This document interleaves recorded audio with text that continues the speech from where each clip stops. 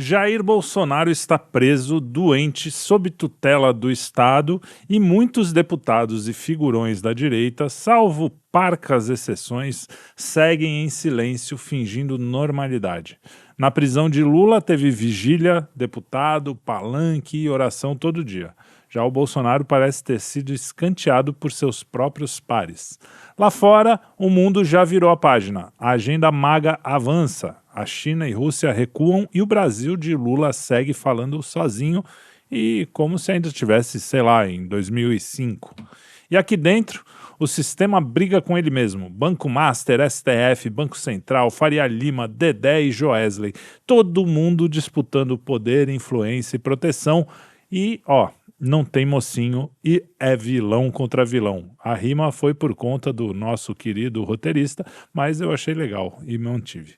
Mas eu estou aqui me alongando e vamos puxar o fio porque a crise já não é só política, também não é financeira. A crise é total e é do sistema. E para falar comigo aqui hoje, estamos com Kim Paim e Arthur Machado, a nossa grande dupla que está aqui no Puxando o Fio, no programa onde o sol nunca se põe, porque sempre tem uma pessoa, eu aqui no Brasil, Arthur Portugal e Kim na Austrália. É isso aí, estamos como a Inglaterra no seu auge. E aí, como vocês estão? Como tá, Arthur? Tudo bem, como sempre, sofrendo com elegância. Maravilha. Kim Paim, tudo bem com você? Tudo, sem O motivos que você pra tá reclamar. tomando aí? Qual é o seu Cafezinho, né? cafezinho? De lei. Pra você é de manhã, né? Tá certo. Pra mim de manhã, né? Pra dar aquela acordada. Pra mim são 11 da noite, mas eu também tô no cafezinho, porque o programa vai tarde, né? Senão eu caio no meio daqui do rumo. E eu, 6:30 da tarde aqui, na gravação, né, pessoal? Então vocês vão assistir esse programa na quarta, mas hoje é terça-feira à noite, pra mim, pelo menos. E vamos aos assuntos. Kim Paim, manda brasa aí, faz aquela rodada da semana de sempre esperta. Então, gente, mais uma vez a gente segue comentando sobre vários dos mesmos assuntos.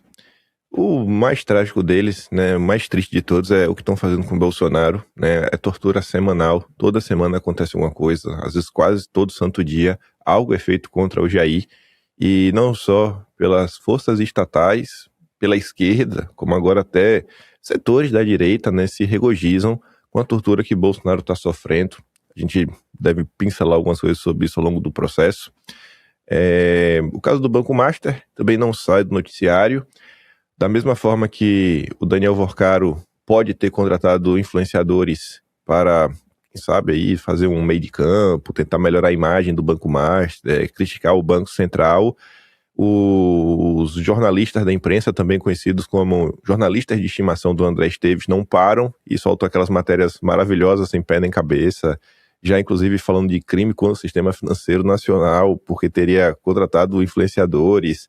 Aí a confusão no TCU cresce, o sigilo que o Banco Central impôs sobre todo o processo não é alvo de crítica de basicamente de ninguém, com exceção de um jornalista, que foi o André Chalders, que teve o seu pedido de acesso via Lei de Acesso à Informação negado, até ganhou o apoio do AB do Paraná, mas todos os outros jornalistas fazem questão de repetir incessantemente que o TCU está errado em ir verificar os documentos e sigilos do Banco Master, né, que estão na sede do Banco Central. Por quê? Porque o Banco Central é basicamente uma vaca sagrada, que não é também um problema, quer dizer, é vaca sagrada no Brasil.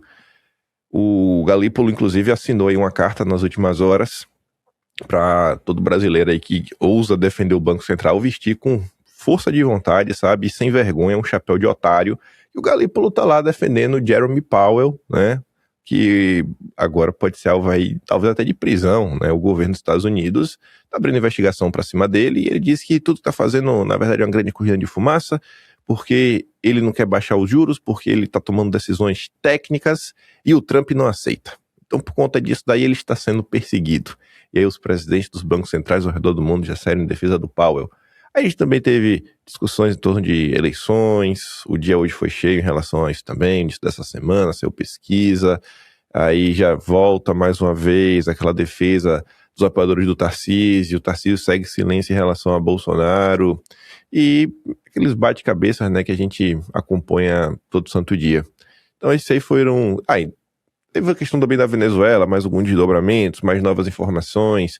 Do último programa para cá, presos políticos foram libertados, a Casa Branca afirmou, Marco Rubio também reafirmou a importância desse processo, né? Os Estados Unidos está comprometido em levar a liberdade para essas pessoas, né? E restaurar, né, a sociedade civil, de modo que possa existir uma oposição e, quem sabe lá na frente, né, finalmente, através de eleições minimamente limpas, a direita voltar ao poder na Venezuela. E é basicamente, acho que é os highlights dos últimos dias. Muito bem. Então vamos começar falando da prisão do Bolsonaro, as diferenças, né, entre a prisão do Bolsonaro e como foi com outros políticos, não só o Lula, mas também o Collor, né?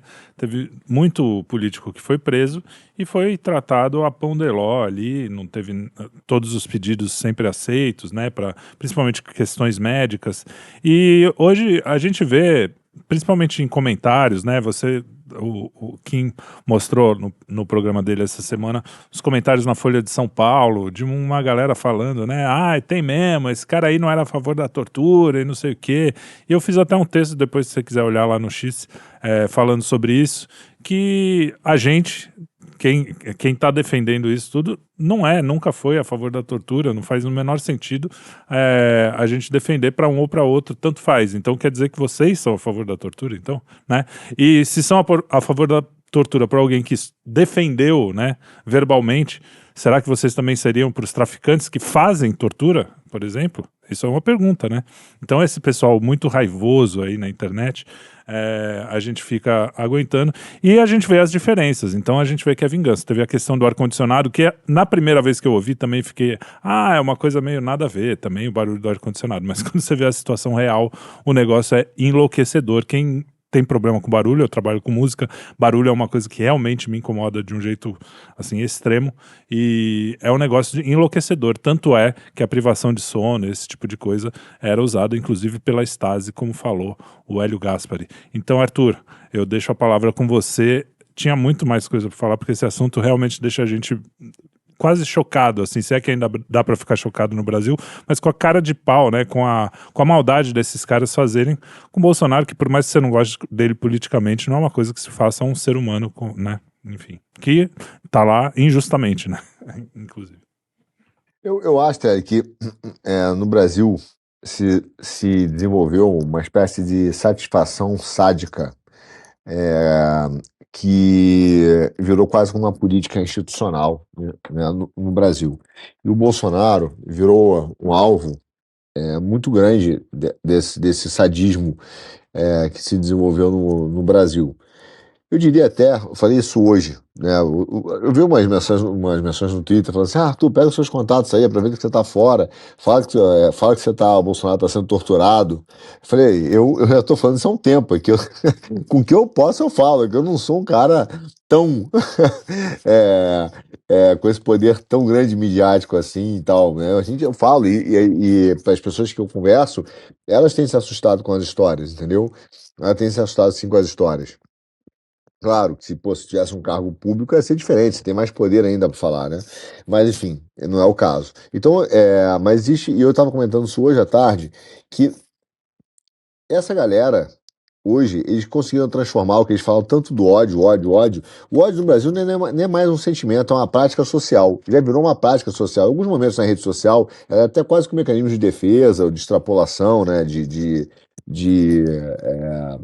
Também de cara, enfim, desopilar. Mas em relação às práticas institucionais, o ódio virou uma prática social. E o Bolsonaro realmente é uma coisa impressionante, porque ele está sendo torturado, cara, realmente pelas instituições no Brasil. E a galera que adotou isso como prática social e hoje aderiu a essa satisfação sádica, ele já não tem mais esse valor moral. Porque eu acho que acontece o seguinte: você começa a dizer para a pessoa, esse cara está sendo torturado, e a gravidade disso, à medida que nós tenhamos a mesma base moral, entendeu? E essa base moral, ela não é mais comum. Então, eu também não, quando a esquerda luta com alguma coisa, há muito tempo, a gente já falou aqui, acho que já falei aqui, se não foi aqui no Chão do Filme, em outros programas aí do Quinto, que a esquerda não luta alguma coisa porque ela acredita, ou porque ela é contra aquilo. É porque a luta contra aquilo interessa a revolução. Tanto é que eu sempre conto essa história que durante muito tempo existiu um abaixo-assinado, que estava na web, inclusive, num determinado movimento negro, que foi feito, esse abaixo-assinado, pela UERJ, no Rio de Janeiro, e tinha assinatura, por exemplo, do Caetano Veloso, daquela Lilian Schwartz, do Renan Calheiros, tinha uma porção de gente da esquerda, inclusive nasce dentro do PT. Sabe contra o que era esse abaixo-assinado? Contra a política de cotas. Porque eles acreditavam que a política de cotas era racista. Entendeu? Porque eles diziam, tá vendo? Tratado o negro de forma desigual, não sei o quê. Depois que eles entram no governo, eles percebem que isso dá voto. Aí o cara tirou aquilo ali, deixou de existir e começaram a aderir. E no final das contas, é a mesma história de sempre. Não existe não existe uma pauta moral na esquerda. Existe uma coisa que é útil. Então, ou você é útil ou é inútil contra aquela revolução, entendeu? Então, hoje, quando o cara fala assim, nós somos contra a tortura, nunca foram. Eles são contra a tortura se isso ajudar a revolução. E eles serão a favor da tortura se isso ajudar a revolução. Como tem sido agora, né? Como tem Como sido tem a sido favor agora. verbalmente Entendeu? e de uma tortura real, não de uma tortura hipotética, que é o que o Bolsonaro teria Não, falado. exatamente, real. Essa Real. que pra mim é o grande choque. Quer dizer, choque mais ou menos, porque a gente sabe disso, né? Que eles não têm moral mesmo, que só usam a esquerda. Já faz tempo que a gente entende a esquerda nesse sentido. Mas a coisa foi tão grave, e tem sido tão grave, que o próprio Vaca Vila Real, lá no seu documento da OEA, acho que é a OEA, né? Isso. E ele fala que realmente existem problemas sérios no Brasil, né, de direitos humanos. O próprio Estadão vem falando como se nada tivesse, como se eles mesmos não tivessem sido causa dessa perseguição. E sempre que eles falam tem aquela coisa, mas realmente houve o golpismo e não sei o que, né? Eles não admitem que isso tudo foi uma fantasia para perseguir oponentes. E até a esquerda, o Ruizão, achando tudo isso absurdo, apesar que o Rui é nosso, né, praticamente, como dizem. Mas ele achando tudo isso um absurdo. Mas o Atushi, né, que não é tão nosso assim nesse sentido, ele também falando dos absurdos. E enquanto todo mundo fala em pacificação, o Lula vai lá no dia 8 de janeiro, simbolicamente, achando que ia fazer e acontecer. Ninguém ligou para isso no sentido simbólico, né? Mas ele foi lá e vetou a dosimetria. Então, como falar em pacificação? E quem comenta também a direita. A direita realmente não está fazendo. Porque eu fico. Isso realmente me deixa uma coisa assim, pô, será que eu não estou vendo? Será que os caras estão fazendo e eu não estou enxergando? Porque eu não sou de acompanhar todas as redes de todos os políticos e não sei o quê. Realmente os caras estão assim, quietos como parece, porque eu vejo as pessoas reclamando. Só que falar, só quero lembrar uma coisa. O Lula teve, quando ele estava preso na Polícia Federal, lá em Curitiba, ele teve até uma esteira dentro da cadeia. Ele tinha uma esteira para fazer exercício. Então ele tinha, para dizer que é comparável uma coisa com a outra, é inacreditável, né? Então você vê o tratamento que é dado ao presidente Bolsonaro, né? Bicho, essa crítica aos deputados não é de agora. Essa inação dos deputados em relação a barbaridades está ocorrendo aí há meses, há anos. Desde o governo Bolsonaro, tem uma galera aí que só aparece, né, quando, sei lá, pode lucrar politicamente. Pega aqui um grande exemplo, né, que adora aparecer, porque o cara realmente adora. Fazia live o tempo inteiro. O Ricardo Salles. Cadê o Ricardo Salles? Alguém viu algum comentário do Ricardo Salles sobre qualquer coisa?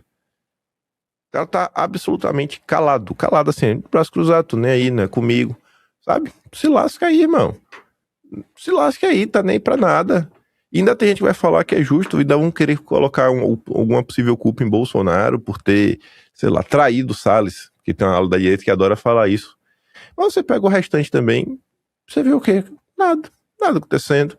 Você vê deputado fazendo vídeo falando que não adianta cobrar eles, porque eles já estão fazendo o que eles podem fazer. Como se, assim, cara, tu tava comentando ali antes, né? Pô, a gente tá aqui, a gente comenta, né, com uma pessoa ou outra que tá acontecendo no Brasil, a gente tenta levar a informação à frente, mas se tivesse um cargo público, às vezes ajudava ainda mais. Então, essa turma tem cargo público, essas pessoas participam do debate público. Será que se algum de nós três mandar uma mensagem para algum jornalista da TV, eles vão retornar? No sentido de seguinte, E aí, posso participar hoje do programa para falar algumas coisinhas sobre os assuntos do momento? Ou entrar em contato com esses jornalistas, né, dos jornais impressos? Agora, se um deputado falou, eu quero falar aí, porque esses programas sempre estão levando personalidades políticas para falar sobre os assuntos. Só que o pessoal só quer ir para falar de temas que vão enaltecê-los, para aparecer, para mostrar como é o bonitão, o bambambam, mas para entrar realmente assim na confusão, explicar, sabe, o que está acontecendo, entrar nos pormenores, fazer realmente assim, uma defesa decente do que está acontecendo. Sabe, eu falo, eu acho que às vezes o pessoal pode até achar que é birra, mas acho que conforme o tempo vai passando, o pessoal vai entendendo quando eu digo, gente, as pessoas que estão aí, nossos parlamentares, eles não fazem a mínima ideia de como se deu aí todo esse processo de perseguição que nos trouxe até os dias de hoje. E se essas pessoas soubessem esse processo, seria absurdamente mais fácil rebater o que sai na imprensa, levar, né, o nosso ponto de vista, conseguir mais apoio frente à sociedade. Vocês fizeram até um baita vídeo, que o Lucas, né, é o grande apresentador. Pô, ali tem um resumo, sabe, que quantos políticos conseguiriam repetir aquilo ali, sabe, ou se interessarem em entender aquele processo, como se deu todo aquele início de perseguição, até realmente ter, sabe, as primeiras decisões do Supremo, do que está acontecendo, e ficam aí, ó. Aí todos lavam as mãos, e vários desses políticos, ao longo dos anos, quando a população reclamava deles, o que é que eles faziam? Eles saíam correndo para debaixo da saia de Bolsonaro, para não atacarem mais. Fala, Bolsonaro, me protege aqui, estão me atacando. E aí Bolsonaro vinha, colocava uns panos quentes. Não, gente, não precisa fazer isso, fazer aquilo outro. E isso para mim não é nem a pior parte. Para mim o pior é quando você olha a parte da direita que está celebrando a tortura que Bolsonaro sofre. E é celebrando mesmo. O Carlos, quando ele faz uma postagem, não a última, mas ele estava relatando um problema que o Bolsonaro estava sofrendo, ou no final de semana, ou foi na segunda-feira, que estava, enfim, tá tendo muita azia, os soluços não paravam, sofrendo, aí acabava ficar sem comer, vontade de vomitar o tempo inteiro. E aí, um rapaz chamado Felipe Leme compartilhou, né, corroborando as críticas do Carlos, até apontando que quando o Lula estava preso era algo completamente diferente. E aí lá nas postagens, nos comentários do Leme, eu fiquei olhando, né, porque o perfil do Leme, para quem não entende, é aquele cara de rede social, que fala mais para uma galera mais jovem, e um grupo que ficou conhecido lá no início de 2019 como Grupo Vaporwave, que foi o grupo, sim, que aí não sei se vocês vão lembrar, que acho que em 2020, final de 2020, Bolsonaro numa live chamou de direita burra. Seria esse pessoal. A maior parte seria isso. Aí você só olha nos seus comentários, são diversos comentários falando com exatamente essas três palavras em sequência. Ele merece mais.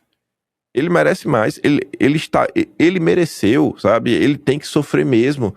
Aí você fala assim, bicho, a galera fala assim, não, tem que sofrer mesmo. Aí você entra no perfil. Aí o que eu digo, tem um padrão. Todas essas pessoas também, por algum motivo difícil de entender, idolatram o deputado federal Nicolas Ferreira. E ele não o grande deputado federal Nicolas Ferreira não consegue tecer uma palavra para acalmar sua militância tão raivosa e odienta, que acha que Bolsonaro está sendo um pouco torturado, porque eles dizem que Bolsonaro não fez o que tinha que ser feito, teve a faca e o queijo na mão e se vendeu pro Centrão para brindar o filho bandido dele. Várias pessoas comentam nesse tom.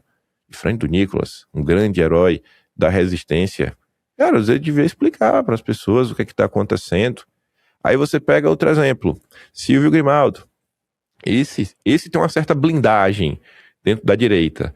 Porque vários dos influenciadores, todos aqueles influenciadores, todos, sem exceção, que tem uma livraria, a livraria é em parceria com a Vide, que é do Silvio Grimaldo. Todos, sem exceção. Todos. Aí tem essa blindagenzinha, né? Porque é ganha-pão de alguns também, deve trazer um dinheiro. Aí fica quieto. Aí fora isso, tem um fato também que Silvio Grimaldo era aluno do Olavo e viveu com o Olavo. E realmente, ele tinha uma proximidade gigantesca com o Olavo. Teve um papel importante, assim, ajudar o Olavo com muita coisa operacional. Mas eu acho que isso não abona o cara de ser um vagabundo, o que ele é, que basicamente é assim, ele pega o quadro de Bolsonaro, faz piada, faz chacota, diz que existe um plano dos filhos de Bolsonaro de humilhá-lo em público, de destruir a imagem dele em público, e tudo isso é calculado, em especial pelo Carlos Bolsonaro. Essa postagem foi tão odienta que nem pessoas que normalmente já jogam desse lado, tipo uma Paula Schmidt da vida, né, nossa querida Angélica, conseguiram defender. Até o Alan, que tenta evitar bater de frente com o Silvio Grimaldo, tava falando sobre o assunto. Aí fica nessa, né? Todo mundo fica varrendo para debaixo do tapete, em nome da União da Direita, União da Direita, União da Direita. E essa União da Direita representa torturar Bolsonaro, destruir a imagem de Bolsonaro e ficar por isso mesmo, porque agora é uma nova era, né? É uma hora agora de mudança. E a gente fica nessa, então você junta tudo isso, assim, não tem como você não falar que existe uma inação total da classe política. Não faz a mínima questão de explicar o que está acontecendo. Quantas pessoas no Brasil realmente viram essa questão do ar-condicionado, do barulho, do que realmente Bolsonaro está sofrendo? Quantas pessoas entendem, sabe, por que Bolsonaro está preso, entendem que ele fez recentemente 4 intervenções e 24 horas após a última intervenção, ele foi levado de volta para a cela na Polícia Federal? Quantas pessoas conseguem entender que quando o Lula ficou lá, né, preso, entre aspas, a cela ficava basicamente aberta, recebendo visita de Deus e o mundo, transformou a cela em um comitê de campanha, e isso ninguém falava nada, que o Fernando Collor tá no apartamentozinho dele, também recebendo amigos políticos, apartamento na orla, sabe? Mas o Bolsonaro não, porque normalmente a justificativa para você conceder prisão domiciliar é idade avançada, comorbidades. Assim, o que mais falta provar? Ou só tem que morrer de vez? Assim, aí quando ele morrer, é falar, eita, realmente, né? Porque eu não acho que o pessoal, eu não acho que o pessoal quer torturar. Eu acho que eles realmente querem matar Bolsonaro. Assim, cara, tem que matar esse cara, deixa ele lá, vamos matar ele. Só que matar aos poucos, né? Pra realmente sofrer.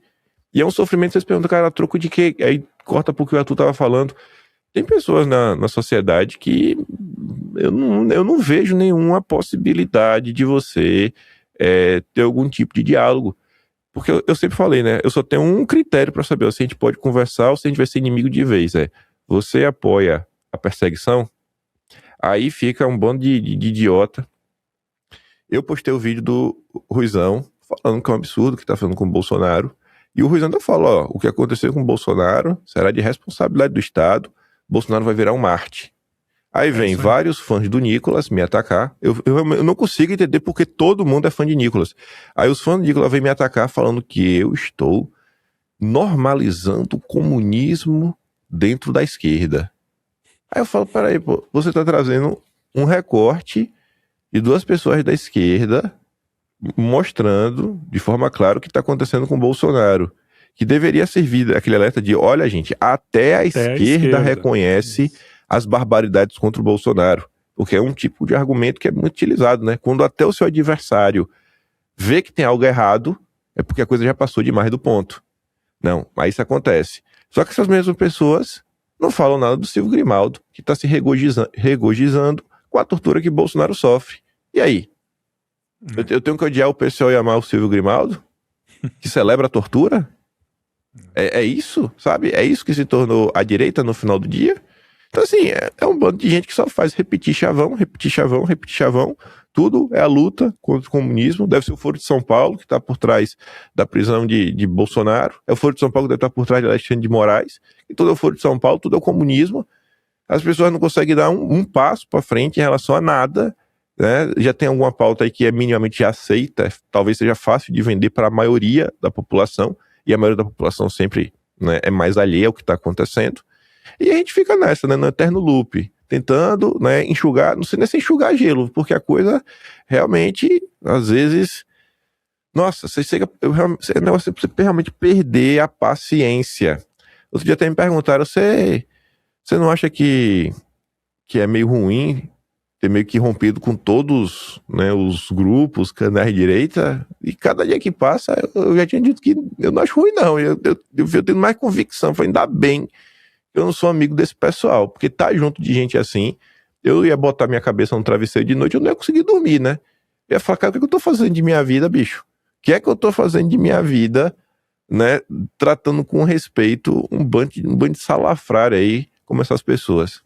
Não, e há rompimentos e rompimentos. Você não, por exemplo, o Alan lá, o pessoal da Timeline, a gente não tem não é um Não rompimento tenho nada igual, contra por o exemplo, Alan. exatamente. Não, contra o Alan não tenho nada. Exatamente, não é com todos, é com quem faz esse tipo de baixaria. Né? Eu vou pedir pro pessoal colocar aqui embaixo o vídeo do MBL com o Lucas apresentando que você citou, porque aí o pessoal que já conhece a história ou que não conhece, ela tá bem organizadinha, é legal porque você pode mandar para algum amigo mostrando como é que aconteceu, realmente como aconteceu esse começo de perseguição à direita. Tudo bem ditadinho. Tudo bem certinho ali.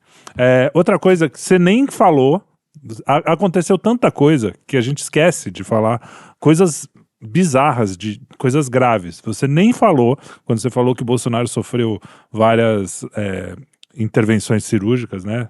Foi para o hospital, que dias depois ele caiu e ele foi proibido de voltar para o hospital. Ainda teve esse fato. E esses caras, né, que eram do Vaporwave, aí eu também, às vezes circulei ali quando eu fazia minhas paródias, os caras tinham lá, a galera que falava. Esses caras são os que chamam o Bolsonaro de frouxonário justamente porque eles não fizeram o que a esquerda acusa ele de fazer.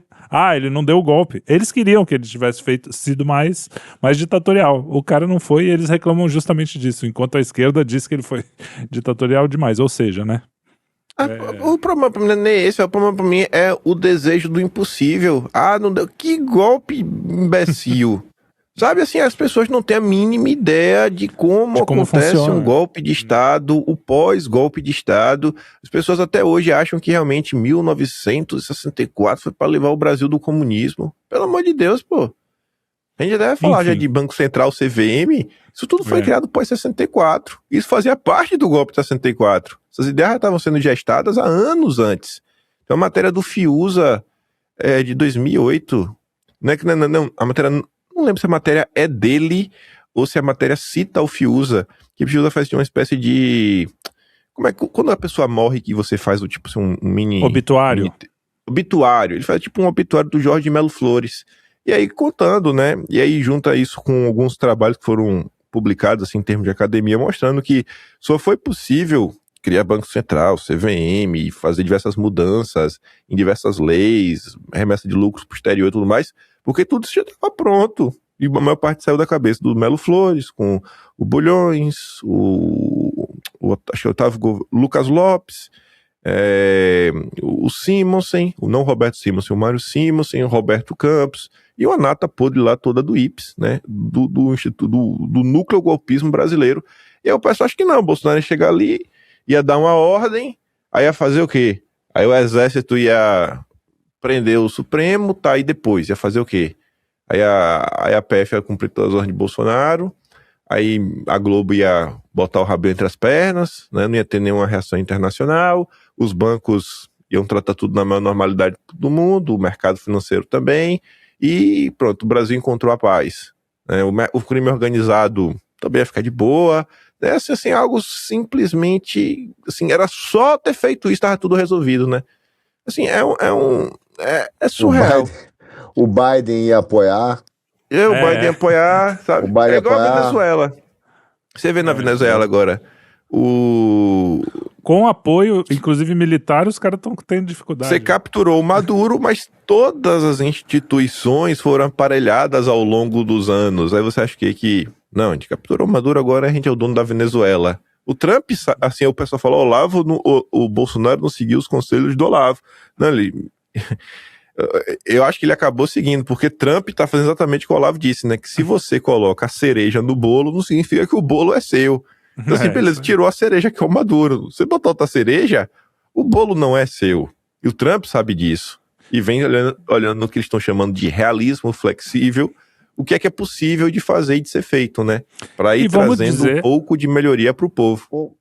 Vamos dizer que nem na primeira vez o Trump sabia nem o Trump fez o que ele tá fazendo agora da primeira vez, né? Também tem isso. Fala, Arthur, desculpa. Não, inclusive o Trump foi traído também pelos militares dele, tanto que depois ele não nomeou os mesmos caras, né? Ele também foi traído. Teve muita gente que falou mal do governo Trump, que trabalhou no governo Trump. Uma coisa não é trivial. E também é aquela história, se tivessem levado a cabo o que a turma gostaria aqui no Brasil, que é a história, você acha que o Biden ia apoiar, ou a União Europeia ia apoiar e aumentar o Faria crédito? Pô, você tá Lima. de brincadeira, né? Faria Lima. Você tá pô, Dedé, você tá de brincadeira, né? Então, mas acontece, tem duas coisas. Primeiro, eu vou começar por outra abordagem, a gente falar dessas análises, que é o seguinte, eu só penso assim, de verdade, Kim, coração mesmo. Cara, eu não me surpreendo que esses caras não estejam surpreendidos com a questão da tortura do Bolsonaro. Porque eles fizeram de tudo para botar o Bolsonaro preso. A gente já falou dessas análises aqui que a gente já vem falando, né? Quer dizer, desde a época que, até um pouco antes da eleição da prefeitura, a gente já sinalizou, já analisou várias vezes aqui, que havia uma tentativa de esvaziar o Bolsonaro e de não apoiá-lo nas suas iniciativas, né? Então já havia uma sinalização para as instituições, as tais instituições, Supremo e vários outros órgãos, que uma parcela grande, entre aspas, né, da direita, não iria apoiar o Bolsonaro, já estava querendo substituir o Bolsonaro. Então já havia uma análise das instituições antes da prisão do Bolsonaro, que muitas pessoas na direita preferiam o Bolsonaro preso que o Bolsonaro solto. Então Plano como é que T. você vai achar... depois vem o plano B, mas como é que você vai dizer que achar que o cara que quis o Bolsonaro preso vai tentar lutar para que ele fique solto a partir da questão da tortura, entendeu? Então todos esses caras que fizeram parte dos intergalácticos, eles vêm politicamente esvaziando aquilo que poderia reter a própria prisão do Bolsonaro. Entendeu? Então eles têm digitais disso. É por isso que o Salles não aparece, é por isso que também o Nicolas finge que nada acontece no seu Twitter, dá uma visitadinha, né, aquele negócio, ó, é aquela história do famoso o neto ingrato, né? Ele só visita a avó doente porque a mãe manda. Ó, é importante ir lá na casa da sua avó. Aí ele vai lá, dá um beijinho na avó, passa 10 minutos, tira R$ 10 e vai embora. Então, de verdade, não existe um suporte dessa turma, um suporte político anterior à prisão do Bolsonaro que ajudasse a evitar a prisão do Bolsonaro, entendeu? Eles não trabalharam para isso, pelo contrário, eles trabalharam para esvaziar cada vez mais o Bolsonaro, identificando à Suprema Corte que seria fácil prender o Bolsonaro porque ninguém ia reagir. Ninguém ia reagir. Aí agora o Bolsonaro está sendo torturado, eles vão reagir? Eu acho que não, eu acho que eles querem o Bolsonaro preso. Eles sempre quiseram o Bolsonaro preso, entendeu? É importante para eles a ideia. Para esses caras, o que é mais perverso nesse negócio todo é que para esses caras, a ideia de um Bolsonaro é melhor politicamente do que o próprio Bolsonaro, É isso aí. entendeu? Então, o mito Bolsonaro, assim, se o Bolsonaro for preso, se o Bolsonaro morrer na prisão, assim, pro Salles, pro Nicolas, pros intergalácticos, é bom. Sinceramente, para eles é bom, para eles tá tudo bem. Porque Porque eles fica vão o poder dizer, mito.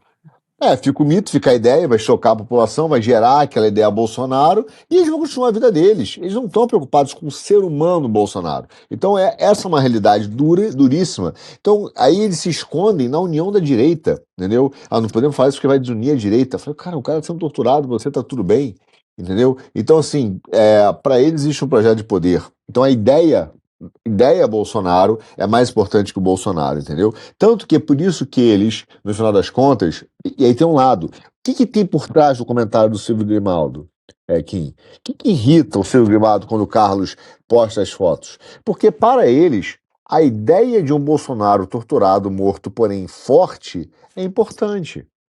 Mas a humanização do Bolsonaro, entendeu? Como se, pô, no mundo que nós vivemos hoje, uma foto de um cara de cueca, ainda mais do Bolsonaro, entendeu? Tiozão com a cueca lá, entendeu? Com a camisa 22 lá, vomitando no banheiro, aquilo, na cabeça desses caras, esvazia a ideia do mito Bolsonaro, entendeu?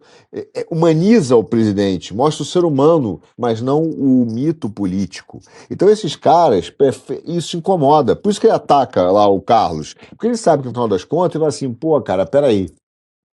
Isso atrapalha a nossa ideia de um mito do presidente, porque vai gerar a ideia no futuro de um ser humano, cara, mais fraco, que está passando uma dificuldade, está sendo torturado, está sofrendo. Então a ideia desse mito político se esvazia porque cresce o homem real. Então esse cara prefere o homem real morto, entendeu?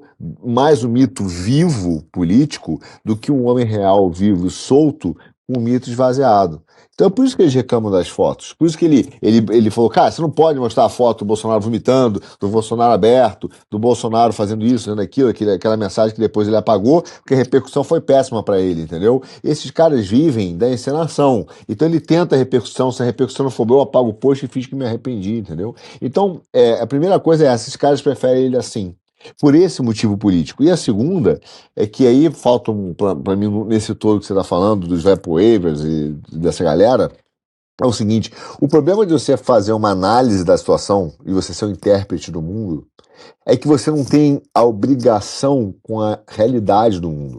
Você está fazendo uma análise, uma interpretação das coisas. Você não vê o mundo real. E esse é um problema que eu vejo muito, muito, realmente, em muitos analistas da direita. Falta a vida real para eles, cara. É quando o cara fala análise de mercado, entendeu? É quando o Momoli fala de CVM. Ele fala de coisa que ele não conhece, mas não conhece mesmo. É ignorante mesmo, ignora, deve ignorar. Eu não sei como funciona, eu nunca tive uma vida real numa empresa, eu não sei como é que é uma aquisição numa empresa, eu não sei como é que funciona a discussão sobre crédito. Eu sei em teoria, eu sou um intérprete, mas eu não sei como funciona, entendeu? Então ele não sabe como é que é a vida real das coisas, como realmente se comporta o movimento político, entendeu? Como se realmente se comporta a estrutura da realidade, que o Olavo tanto falava, que é de Aristóteles, mas eles sabem nos livros, mas eles não se importam em conhecer de verdade. Então a praxe política, que o Ebert tanto fala com razão, é muito diferente da interpretação. Então a gente vê e fala assim, por que o cara não apertou o botão e fez uma revolução? Porra, que mundo que você vive, entendeu? Você acha que realmente um presidente sozinho tem essa capacidade? Só do cara pensar nisso, de verdade, já não é para ser levado a sério. Desculpa, não é para ser uma interpretação que não é para ser levada a sério. E é o problema, muitas vezes, das nossas não, que eu não participo disso, né? Mas da análise política de certos segmentos da direita. Porque ele não tem a estrutura da realidade, não sabe como as coisas realmente funcionam, entendeu? Como realmente funcionam as forças políticas, as forças econômicas, entendeu? Que o cara trava mesmo, fala, não manda dinheiro para lá não, trava o alimento, entendeu? Trava os caras aqui, faz um cerco. Um sistema qualquer que seja revolucionário, não vai suportar certas condições econômicas, entendeu? É uma destruição total, entendeu? O exemplo, o cara, Cuba. Cuba fez uma revolução, aí os Estados Unidos fez um cerco. O cara falou, não, eu vou bancar essa parada. Beleza. O cara manteve lá o sistema, fez a revolução. Olha o país, olha as pessoas. Entendeu? Um cara que tem a realidade, ele vai dizer, bom, eu tenho que ver agora a situação externa. Eu vou ter esse cerco ou não? Se fizerem assim um cerco ao Brasil, como fizeram com Cuba, entendeu? O que você ia fazer? Pergunta pro revolucionário lá, se ele mesmo, 2 meses depois de um cerco, como esse, de sanções, o cacete A4, não ia estar gritando fora Bolsonaro, entendeu? Ele mesmo ia Que é o que estar acontece gritando. com as revoluções, né? Os próprios guilhotinadores se guilhotinam Ele entre mesmo, si. querer depois, eu não fiz isso por Bolsonaro, faltar comida na minha casa. Então esses caras não conhecem a realidade, esse é o problema, entendeu? E muitas dessas interpretações são meramente teóricas. Então eu vejo hoje com muita tristeza, porque esses caras estão preocupados com uma leitura, primeiro, de um mito, mais preocupados em criar um mito do que livrar o homem. Essa é uma realidade. E a segunda é que, para mim, nas interpretações que eles têm, muitas vezes, é de uma inocência, cara. Eu acho, assim, cara, uma inocência que é até divertida, é infantil, é ginasial, entendeu? É que nem aquelas crianças que querem ensinar pro pai a cortar o budget, o pai tá com problema financeiro, fala assim, pô, pai, me mostra aí que eu te ajudo, que eu fiz um curso de matemática financeira. É fácil, tá, papai? É só você ajustar a receita e a despesa. Aí o cara fala, valeu, filhão. Entendeu? É mais ou menos isso, entendeu? É o garoto É quase, de 7 anos. pra mim é pior, é o cara falando assim, pai, paga com cheque, então não tem dinheiro, paga com cheque. Muita criança fez isso, o garoto de 12, 13 anos que fez um curso de matemática financeira no YouTube e fala, papai, é fácil, eu te ensinar o que está acontecendo com seus juros compostos, é que você está pagando muita taxa de financiamento, cartão de crédito. Tá bom, filho, obrigado pela participação, tá? Volta lá para sua casinha, vai fazer seu dever de casa que eu vou resolver essa porra de outro jeito. Então, assim, essa é a realidade. É isso aí. Mas é curioso, né? Esse raciocínio todo mundo consegue entender, porque todo mundo consegue entender a vida real, né? Os pais e filhos. Agora, ninguém quer aplicar esse mesmo raciocínio pro debate brasileiro, né? Em torno de Selic, Banco Central, austeridade fiscal. Não, é só cortar. Não é só cortar, é só fazer isso. Né? E dá tudo certo. Né? Assim, dentro de casa, as pessoas conseguem entender como é ridículo. Não, meu filho vai resolver tudo. Mas deixar na mão do Galípolo, né? E na mão da Faria Lima, agora vai. Tá bom, vai É mesmo. isso aí. Bom, uma coisa que o Kim apontou sobre isso, só para a gente fechar esse assunto, que já está longo aqui, você apontou que as lideranças que estão lá do lado, na frente do presídio, ou fazendo, né, apoiando mesmo, do presídio não, na frente da Polícia Federal lá, eram lideranças que já tinham cacife, né? Os caras que cresceram só por causa do Bolsonaro, eles não estão lá, ou não estão fazendo, não estão apoiando como deveriam. Mas os caras Foi que o já Alan, o tinham Alan dos algum Santos cacife... que levantou foi isso o daí, Alan, eu só isso, repercuti. Foi o Alan É que isso aí. lembrou disso. E outro E ponto aí... só que eu tinha, Fala. que eu tinha levantado, que era o seguinte, todo esse ódio também que a gente sofre, né, obviamente que as pessoas escolhem no que elas querem acreditar.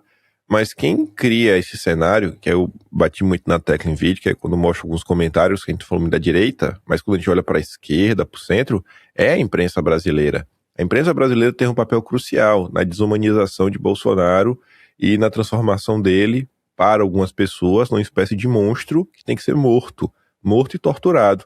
Então, assim, a gente não chegou até aqui à toa. E fica toda essa classe jornalística aí, né, com essa né, disfarçatez, aquele cinismo, né, um povo cínico demais. O Estadão, maior dos exemplos, te falando, né, fica lá, ai meu Deus, olha agora o que está acontecendo, como se não foram eles que participaram ativamente da construção de todo esse processo de perseguição. Então, a gente já tem casos factíveis, né, factuais, do Clezão, a gente tem o caso da senhora Jolice, que apanhou só por ser bolsonarista. Falei hoje o nome dela, esqueci, Sim. sinto muito, devia lembrar. Mas a dona Iraci, que é aliás, uma das amigas dela, eu encontrei uma vez numa das passeatas aqui, elas eram senhorinhas, cara, senhorinhas que lembravam a minha avó, tô falando sério, porque a esquerda fala, vocês ficam falando que é velhinha, mas os caras estavam quebrando tudo. Beleza, devia ter uns caras quebrando tudo, mas as velhinhas estavam lá, sim. Eu vi pessoalmente, eu conhecia essas velhinhas que tomavam chá com a dona Iraci e que estão aí, esperando a amiga até hoje, que corre o risco de fuga, sendo que ela anda de cadeira de roda. Enfim, é revoltante. Mas vamos para o próximo assunto. O Trump, ele, quando invadiu a Venezuela, ele fez também por uma missão maior contra a Rússia, a China, e todo o projeto Trump, que tem a ver com aquele projeto 2025, que a gente fala aqui sempre, inclui coisas como reindustrialização, né, dos Estados Unidos, que estava caindo por causa da China e por causa da globalização. No final é uma espécie não, é o fim do liberalismo, pelo menos como principal ideologia mundial, e o Brasil vai perder essa festa, bicho, porque a gente fica vendo aqui de fora e fala, cara, os caras vão voar num jeito se eles começarem a se industrializar, né? A impressão que eu tenho, assim, cara, aquele cara que tá vendo a festa de formatura, sabe? E todo mundo, mas não tinha dinheiro para ir e ficar lá fora, olhando todo mundo se divertir lá com as gatinhas e olhando de fora. Dá uma sensação assim, né, Arthur? Que a gente não vai participar dessa festa pós-liberal. Cara, olha só, eu vou te falar, é uma pena absoluta. Falta ao Brasil uma certa ambição local e internacional. Veja só, eu estava conversando hoje, agora há pouco no jantar aqui, e um dos problemas que eu estava conversando com uma turma da política da direita, você falou no início do programa que eu estava em Lisboa, né, mas hoje eu estou em Paris. E eu estava conversando aí com a turma da direita, e o cara falou um negócio que foi absolutamente interessante. Ele falou assim, olha, sabe qual é o problema? Parte do nosso problema aqui na França é que nós perdemos os grandes empresários. A política liberal, ela foi transformando os grandes empresários em contadores. Então ele falou assim, sabe o que acontece hoje? Os contadores, nada contra os contadores, mas são eles que tocam as empresas. Você não tem mais aquela ambição empresarial, né? Não tem mais. E aqui ainda existem grandes empreendedores, muito maior do que no Brasil, não tenho dúvida disso. Apesar dos problemas que existem aqui na Europa. E aí ele falou outra coisa, falou, pô, e o outro problema é que grande parte dos nossos empreendedores acabaram virando gente que veio, não da construção de propósito de grandes empresas, mas da mera e que obviamente tem lucro com isso, mas que miram lucro pelo lucro e que vem de uma acumulação de riqueza recente, de algo que não existiu grande produção intelectual. Jogador de futebol, cantor, dançarino de rap, essa porra paramba aí. Esses são os grandes empresários. Então o cara já não constrói pensando em propósito, entendeu? São negócios liberais. Enfim, mas o que acontece? No Brasil teve um fenômeno que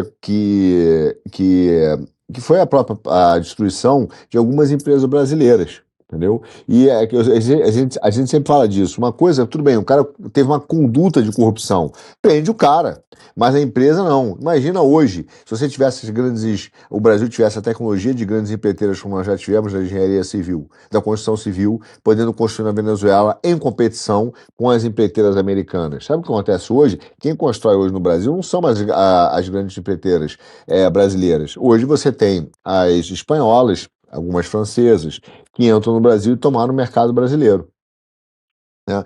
O que vai acontecer é que com a industrialização da Venezuela, várias empresas brasileiras que poderiam naturalmente se candidatar para ajudar a desenvolver a Venezuela e ganhar rendimentos com isso, entendeu? E aumentar a sua presença, nós não temos como aproveitar isso. Entendeu? Nós não vamos aproveitar isso. E o pior é que ao mesmo tempo, alguns dizem assim para mim, mas Arthur, presta atenção, o que acontece também não tem mais, as mentes brilhantes da Venezuela não estão na Venezuela, então eles não vão aproveitar esse crescimento. Eu digo para você, mentira, as mentes brilhantes, elas saíram da Venezuela, elas estão nos Estados Unidos, elas estão na Europa, elas estão eventualmente até mesmo no Brasil, mas elas saíram, elas migraram, são 8 milhões, 9 milhões de pessoas que são os grandes cérebros que foram por aí e fizeram as suas vidas. Fizeram suas associações, estão trabalhando em outras empresas. Essas mentes vão voltar, né? Agora, acopladas com as empresas que eles e com a vida que eles construíram nesse enorme período de ditadura, né, do narco-estado. E vão dizer, olha, eu posso contribuir, eu conheço o país, eu vim de lá. Então esse cara vai trazer muita dessa tecnologia nos Estados Unidos ou de outros países para investir lá. Eu acho que o que poderia ser uma enorme oportunidade para o Brasil vai virar um grande problema, porque obviamente os Estados Unidos vai investir e podem transformar a Venezuela, como já foi no passado, numa grande capital intelectual. Entendeu? Novamente, uma grande fonte de rendimento. Claro que isso não vai ser na noite pro dia, porque são anos de destruição da Venezuela. Mas está falando que eu sei que é até pior que não seja da noite pro dia. Vão ser 30, 40 anos dessa construção, né? É até pior. Então, nós vamos sofrer cada vez mais em uma busca de recursos. Veja, por mais que tenha a questão do petróleo da Venezuela não ser tão fácil, né, ou tão barato, etc, etc. Tem muitas discussões disso, e que a Venezuela, nesse momento, ela não é passível de investimento, como alguns falam. Veja, olha o que aconteceu. Matéria de capa do Financial Times. Na manhã seguinte, 2 dias depois, da queda do Maduro, um ex-diretor de uma petrolífera venezuelana, americana, que estava na Venezuela, ex-diretor, tá, já recebeu de investidores estrangeiros o interesse de investir mais de 2 bilhões de dólares para começar a montar um negócio de exploração de óleo da Venezuela. 2 dias depois, capa do Financial Times. A minha pergunta é, por que esses 2 bilhões de dólares não estão na Amazônia explorando o petróleo brasileiro? Então, nós já vamos perder, naturalmente, alguma coisa com isso. E isso tem muito a ver, cara, com a nossa, eu diria, apologia à mediocridade. Nós temos hoje um governo petista, uma Suprema Corte, um Ministério Público e influência da direita que faz uma apologia à mediocridade, entendeu? Nós hoje no Brasil temos um grande prazer em sermos medíocres. É isso aí. Kim, eu vou só citar aqui algumas coisas que o Trump fez na última semana, que foi a nova dieta, que aliás eu acho que você gostou bastante, pelo que eu te conheço, nos bastidores, que colocou bastante carne, ovo, manteiga. A manteiga se redimiu, graças a Deus. Claro que na boca pequena já estava redimida, né? Mas é importante que um governo como o americano coloque isso como uma diretriz, né? A compra das casas, que ele proibiu grandes empresas de comprar casas de família. A questão do cartão de crédito, que ele vai manter em 10%, os liberais devem estar alucinados com isso. né? Num ano, né? Não vai ser para sempre, mas ele vai manter um ano assim, pelo menos até onde eu vi. A questão do dinheiro das ONGs, que ele está tirando, mas isso a gente já esperava. A proibição de colocar os food stamps, quem recebe food stamp, que seria uma espécie de Bolsa Família de lá, não vai poder mandar esse dinheiro para fora, que é o problema deles lá, né? Que é o cara receber o dinheiro e mandar, por exemplo. Tá tendo um escândalo grande, quem não sabe ainda, a gente vai fazer ainda material lá pro Estúdio Quinto Elemento, lá, material só sobre isso, que teve uns somalianos, né, que fala, somalis, enfim, os caras da Somália lá, que estavam desviando milhões de dólares para fora dos Estados Unidos através dos food stamps e coisas assim. Ele também proibiu os food stamps não é food stamps, era outra coisa, outra ajuda. O food stamps ele proibiu de comprar refrigerante e coisas açucaradas. O Banco Central, o Trump tá batendo de frente, ou seja, tem o Irã também agora, há poucas horas, dias, anteontem, começou a história do Irã, virou uma bagunça e ele já tá falando que pode entrar lá. Chegou até a falar, de repente a gente bombardeia o México aí, se precisar, não sei o que, a Groenlândia, enfim, todos esse caos, mas é um caos organizado por eles.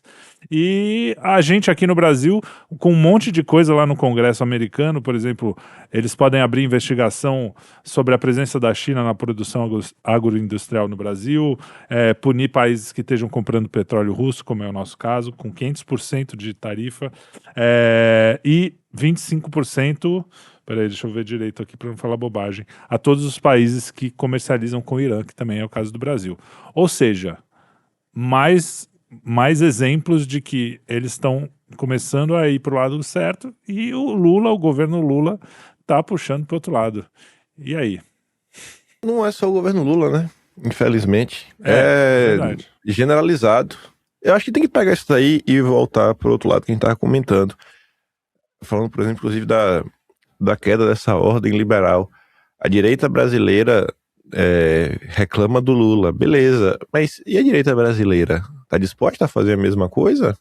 Tá disposta a seguir por essa linha? Porque você teve um presidente, assim, me perdoa, eu adorei essa do Trump, sabe? De chegar aí, mudar a pirâmide alimentar. Mas fazer o que Bolsonaro fez durante a pandemia, de falar a verdade mais inconveniente de todas para salvar vidas, isso daí o Trump, assim, tá longe ainda, viu? Tem que verdade, comer não fez mesmo. muito feijão com arroz para chegar no chulé do Jair. Então, assim, a gente já teve um exemplo. E na época que isso aconteceu, qual era o comportamento da maioria? Ai, Bolsonaro devia ficar calado. Ai, Bolsonaro está criando problemas desnecessários, sabe? Tem que resolver aqui a economia, tem que parar isso daí, a gente tem que avançar com a agenda de reformas no Congresso. Tá entendendo? Então, assim, fala, bicho, a gente já teve algo muito similar no passado, a gente tenta fazer, mas não, tá sempre errado. Se você assim parar e tiver boa vontade, até quando a gente fala, né, não, poxa, o mundo, finalmente a ordem liberal tá caindo. O Bolsonaro, ele foi cobrado para dar uma guinada liberal nas eleições de 2018. Porque nem isso ele era, né? Então, assim, acho que o único momento que o Bolsonaro errou foi quando ele duvidou dele mesmo. É basicamente isso. Teve uma entrevista que ela é bem clássica, porque a Mariana Godoy, acho que foi na Rede TV, chegou a perguntar pro Bolsonaro sobre o tripé macroeconômico. E o Bolsonaro não soube responder. Aí foi aquele alvoroço no mercado, entre os liberais da Faria Lima. Meu Deus, olha só, não dá pra gente ter um cara desse frente à presidência. Aí, na época, os Patati Patatá e o Adolfo Saxida tiveram que ser vezes de carta. Tipo a do Lula lá, carta pra nação, mas para defender que não, que a gente vai apoiar diversas coisas, dentre elas a independência do Banco Central, para reafirmar que somos liberais, sabe? Aí você fala, bicho, não é possível, velho.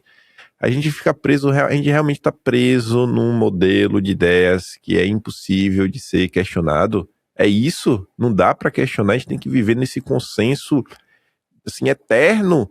Quem que criou esse consenso? Por que cargas d'água a gente tem que seguir isso de forma cega? Porque não faz nenhum sentido. Mas não, é insistência, dia sim, dia também, mas que pipipi, popopô, ppp.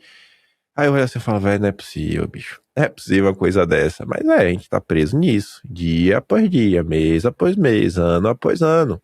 Então, o que está acontecendo nos Estados Unidos para acontecer no Brasil, para o Brasil começar a ver a sua indústria começar a ser reconstruída, começar a realmente ter alguma espécie de liberdade, passa primeiro até pela própria direita, né? Obviamente vencer as eleições, mas uma vez que chegar lá, ter algum tipo de plano.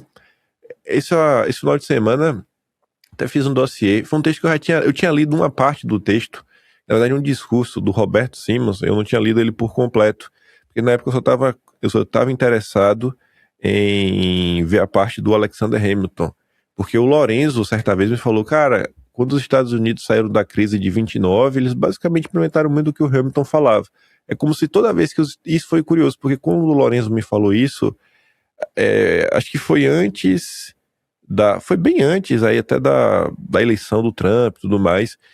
Então, e aí, meses depois que o Lorenzo me falou isso, apareceu uma matéria no Foreign Affairs falando que talvez seja hora de voltar para o consenso hamiltoniano. Aí minha cabeça meio que deu um clique, né? Todas as vezes que os Estados Unidos entram, né, sei lá, num estado meio confuso de problemas, eles voltam para a base, né? Ou seja, vamos voltar aqui a pensar na indústria nacional, gerar emprego, resolver problema de moradia, vamos começar a tratar aqui dos nossos pormenores. E aí ele falava sobre isso. Aí eu já tinha visto essa parte do discurso do Roberto Simons, só que eu fui pegar o texto inteiro para ler, todo o discurso. E o Roberto Simons, lá em 1935, falando, bicho, olha, esse problema que a gente sofre de déficits, ele não vai desaparecer. Para isso daí mudar, a gente precisa fazer um trabalho de sanar os problemas econômicos, que a tradução dele é a seguinte, a economia vai ter que desenrolar. Enquanto a economia não desenrolar, a gente vai ser esses déficits eternos, a gente pode ter um ou outro momento aí que a gente consiga lidar com isso, mas a custos elevadíssimos e sacrifícios gigantescos que vocês já conhecem, que nos dias de hoje é traduzido com o quê?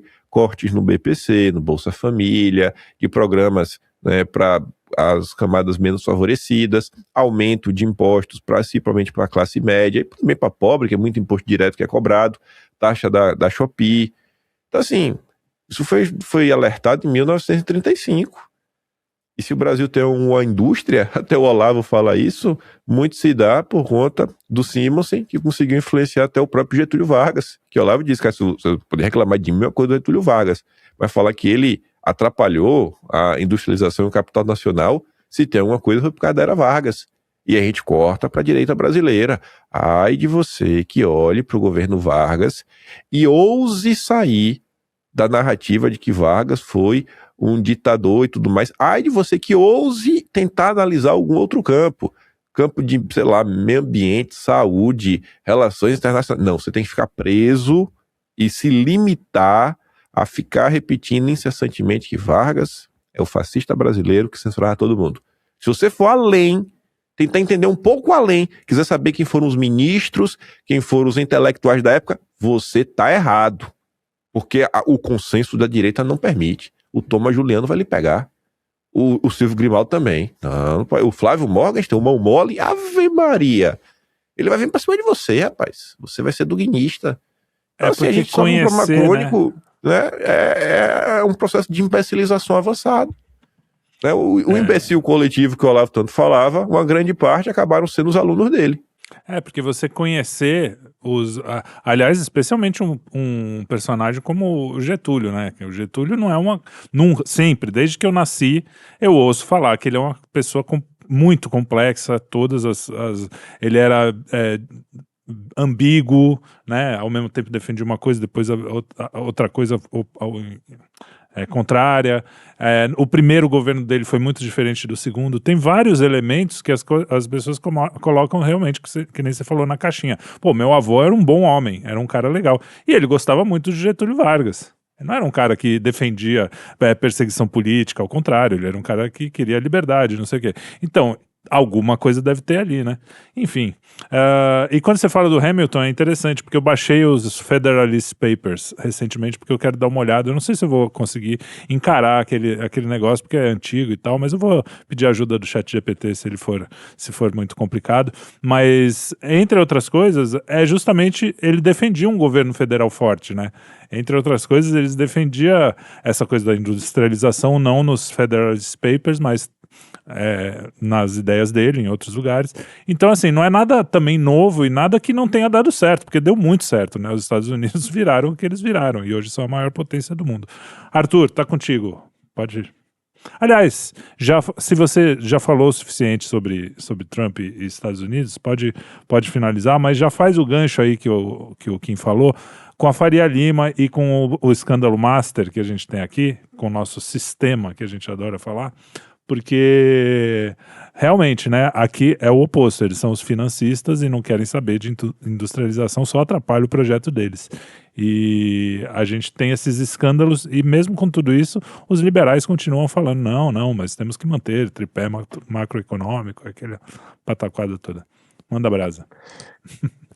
Olha só, pô, isso aí dá pra gente fazer um programa só disso. Mas eu vou dizer o seguinte, é curioso, porque não é de hoje que, por exemplo, grande parte do problema dos bancos centrais é que até mesmo a política hoje, né, de controle de inflação, de inflation target, ele já mostra que já não tem funcionado recentemente. Existem vários problemas. E veja só, isso dito pelos próprios bancos centrais, entendeu?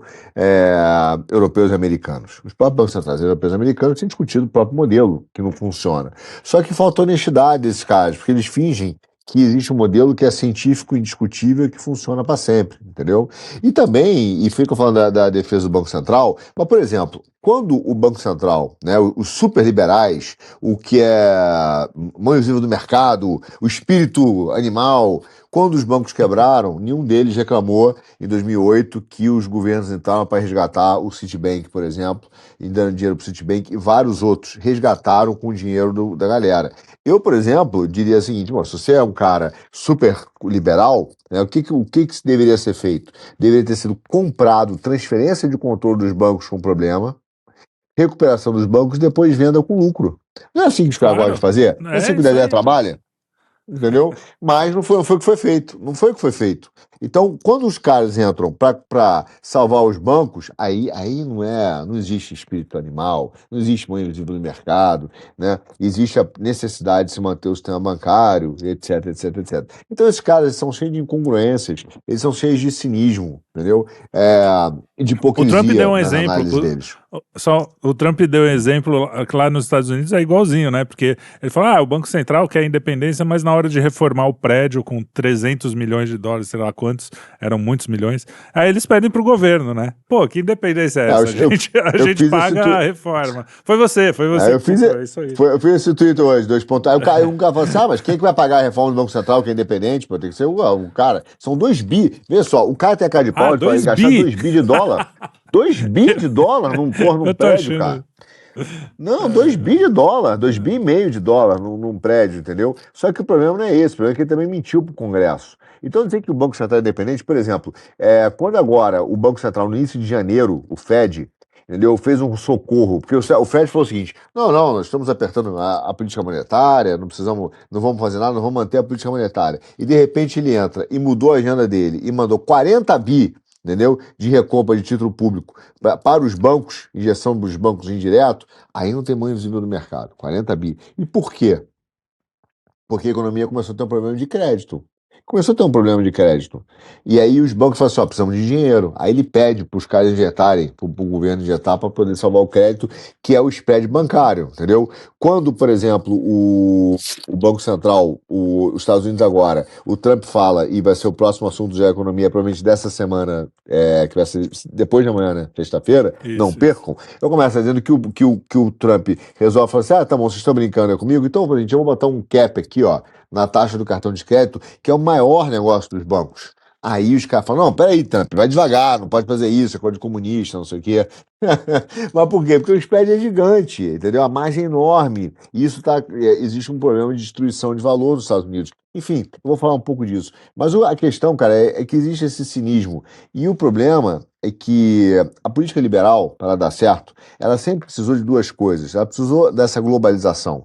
E ela parte do princípio que é a ideia da Constituição Econômica, da Divisão Internacional do Trabalho, que é a grande historinha, aquele exemplo canalha para mim, eu vou falar isso numa boa, porque é um dos maiores pseudo-intelectuais da história, que é o Friedman, entendeu? Assim como o Hayek o Mises também teve os seus problemas. São dois pseudo-intelectuais, entendeu? O que ele fala? Ele pega aquele livro e fala aquele exemplo do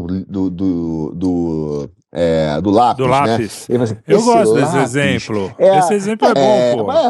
é de uma canalice enorme, mas é uma canalice, entendeu? Porque junto com a internacionalização do Eu caí trabalho, ela nessa. parte.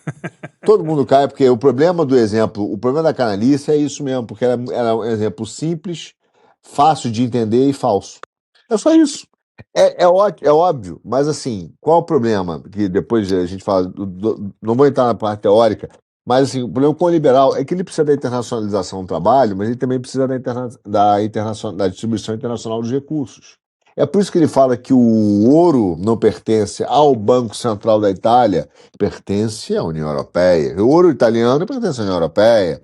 É por isso que o cara começa a dizer que o petróleo da Petrobras tem que ser a preços de mercado que pertence a essa coletividade. É engraçado, né, cara? O cara é privatista, mas na hora de discutir de quem pertence ao óleo, existe uma coletividade de mercado. Que coletividade de mercado é essa? Eu gostaria de tomar um café com o mercado. Eu convido esse mercado, essa entidade abstrata, a tomar um café. Porque não existe o mercado. Existe o André Esteves, existe o Itaú, existe o Bradesco, existe o BlackRock. Não existe essa entidade distribuída, pulverizada, segmentada, que toma decisões e que individuais atomizadas e que, de repente, há um vetor que converge para esse mercado. Mentira! Isso não existe nem no Brasil, nem na Europa, nem nos Estados Unidos, não existe lugar nenhum, nem em Marte. Então não existe. Esse mercado não existe. Existem agentes específicos que controlam as decisões e direcionam os fluxos de capital. Dito isso, entendeu?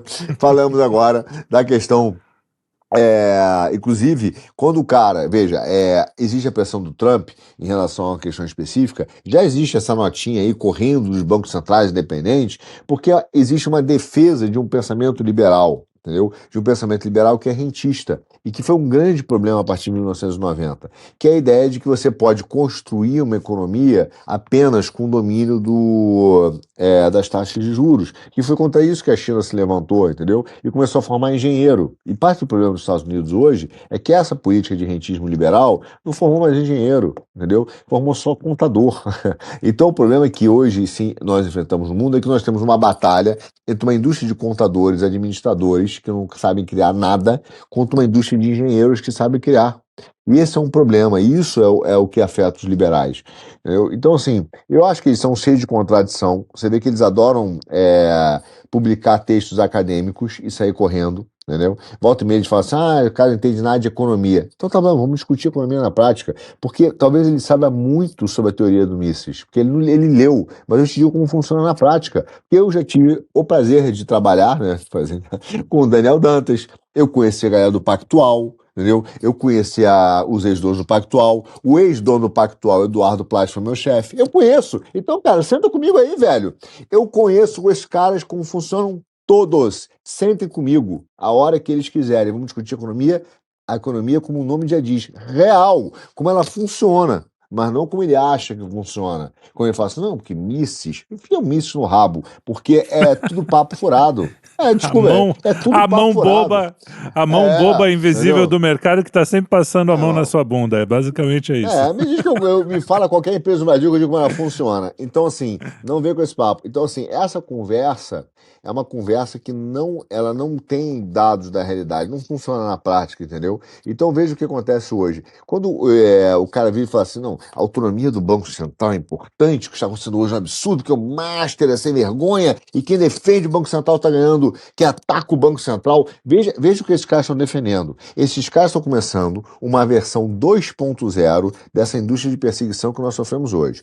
Todo mundo hoje que começa a aplaudir que vire crime que você critique o Banco Central para preservar a autonomia do Banco Central, porque é um ataque, está plantando a semente de uma nova perseguição que vai haver quando você tiver que criticar as instituições no Brasil. Porque isso será feita uma extensão desse princípio. Veja só, quando o liberal defende a autonomia do Banco Central, ele não pode reclamar da autonomia dos reitores das universidades. Tá? Que é um problema que o Fachin defende hoje. Aí depois vem o mesmo, e desculpe, eu estou hoje irritado com esse assunto, então eu irei errar nas palavras, mas esse babaca vira e fala assim: estamos com problema de guerra cultural. Estamos em guerra cultural. Veja o que acontece com as universidades. É tudo afetadinho. Ah, tá bom, você defende a autonomia do Banco Central como entidade autônoma, independente, técnica. Como é que você vai reclamar da autonomia do reitor?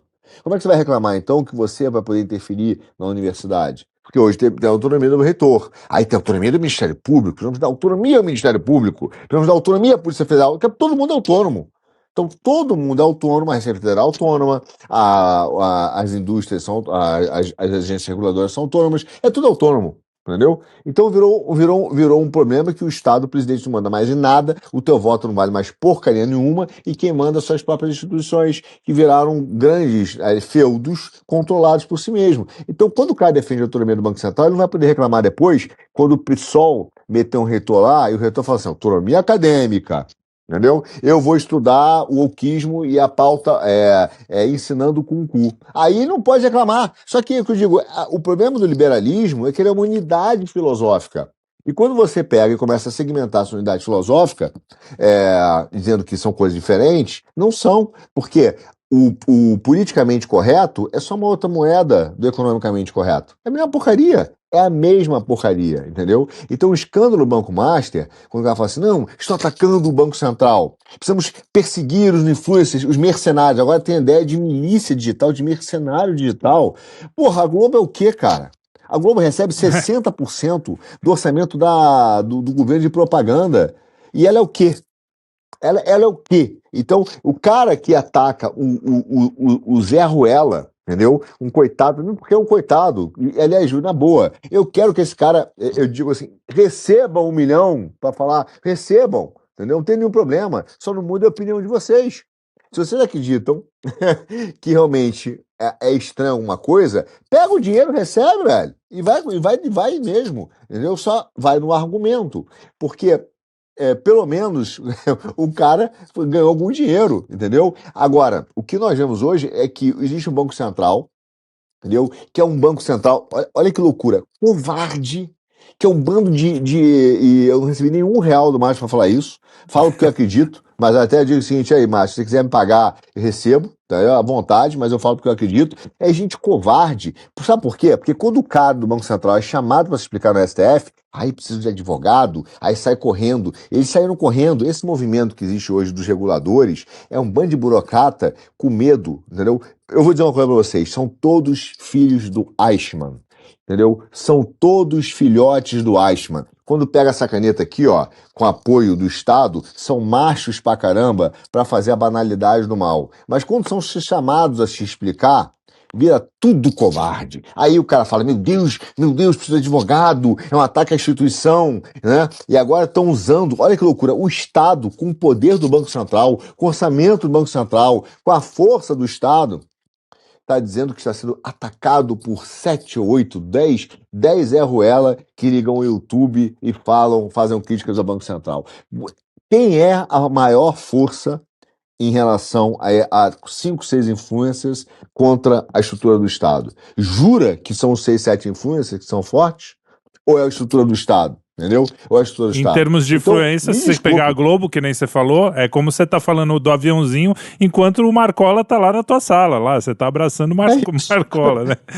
Porque, cara, em termos de influência, então, a Globo tem muito mais influência e muito mais dinheiro. Kleber, eu conheço esses caras profundamente. Eles adoram falar de empresário, criticar empresário, prender empresário, que seja 4. Mas eu digo pra vocês que o cara devia ser isso. Por exemplo, essa turma da Previc. São os caras mais covardes. Não existe nada mais covarde, mais medroso que o funcionário público. É covarde, cara. Porque na hora que o cara é chamado pra se explicar, e sou técnico, então vem discutir tecnicamente. Uma pergunta simples. Por que não deixou o cara vender a porra do banco pra um outro, então? Ah, não pode falar isso, porque você tá recebendo dinheiro do Master, entendeu? E você não tá recebendo dinheiro do André Esteves. E quem manda no Banco Central hoje não é o Itaú, entendeu? Que tem um lucro de, acho que é 35 bi por semestre, sei lá, um número absurdo desse, nem me lembro mais. Mas, porra, então assim, o Itaú não dá dinheiro pra ninguém. O André Esteves não dá. É o que eu falei outro dia. Desculpem, é a trindade, entendeu? Joesley, André Esteves e Itaú. É a nova trindade brasileira.